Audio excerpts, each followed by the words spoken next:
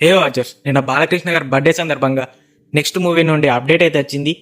చిన్న గ్లిమ్స్ అయితే రిలీజ్ చేశారు. మూవీ టైటిల్ కూడా రివీల్ చేయకుండా జస్ట్ గ్లిమ్స్తోనే సోషల్ మీడియా మొత్తం రచ్చలేపేస్తున్నారు.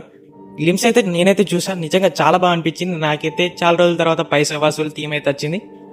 కానీ చాలా మంది అయితే ఓజీ వైబ్స్ వస్తున్నాయి అని అంటున్నారు. నాకు కూడా అలాగే అనిపించింది. మీకేమనిపించిందో తెలియదు కానీ నిజంగా నాకైతే చాలా బాగా అనిపించింది.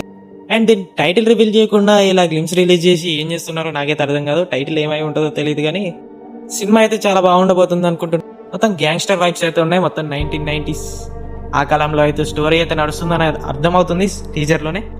అండ్ దీనికైతే మన అందరం అనుకున్నట్టే మన తమన్ గారే మ్యూజిక్ అయితే ఇస్తున్నారు. అది తెలిసిన విషయమే కదా.